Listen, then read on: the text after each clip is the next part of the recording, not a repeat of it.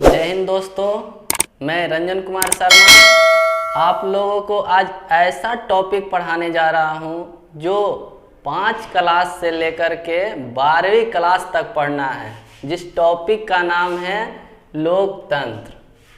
ठीक है, तो लोकतंत्र आखिर है क्या, आज हम लोग यही जानेंगे।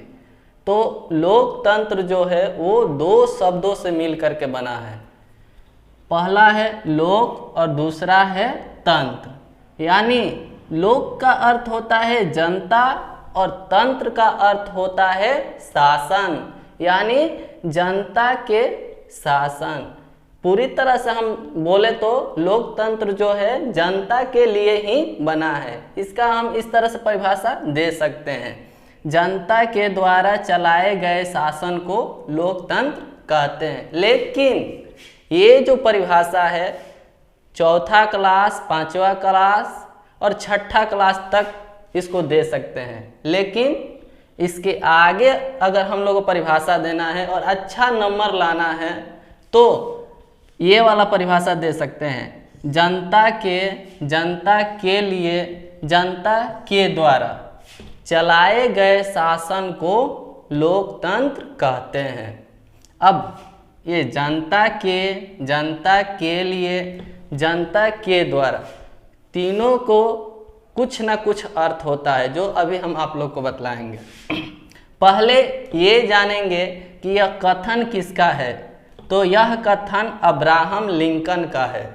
अब्राहम लिंकन ने ही बोले हैं कि लोकतंत्र जो है जनता के लिए, जनता के द्वारा चलाए गए शासन को ही लोकतंत्र कहते हैं।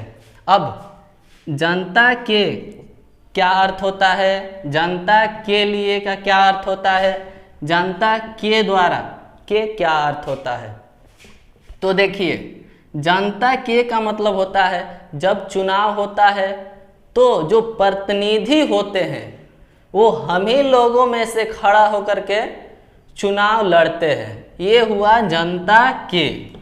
जनता के लिए, जनता के लिए का अर्थ होता है जो प्रतिनिधि चुनाव में खड़ा हुए उस प्रतिनिधि को हम ही लोगों में से वोट देते हैं। कोई व्यक्ति होता है जो दूसरे को देता है, कोई व्यक्ति होता है दूसरे को, यानी अपने अनुसार किसी न किसी को वोट देते हैं। ये हुआ जनता के लिए। और जनता के द्वारा जो प्रतिनिधि हम लोगों में से खड़ा हुए हैं चुनाव लड़ने के लिए और वो चुनाव में जीत गए हैं, वो होता है जनता के द्वारा। यानी टोटल मिलाकर के देखा जाए तो ये हम ही लोगों में से कोई व्यक्ति चुनाव लड़ने के लिए खड़ा हुए और हम ही लोगों में से उसको क्या किए, वोट दिए, और हम ही लोग उस प्रतिनिधि को जिताए, और जो प्रतिनिधि जीता वो हम ही लोगों के कामों को करेगा। ये होता है लोकतंत्र। लोकतंत्र जो है वो 2 प्रकार के होते हैं। एक प्रत्यक्ष लोकतंत्र होता है और दूसरा अप्रत्यक्ष लोकतंत्र।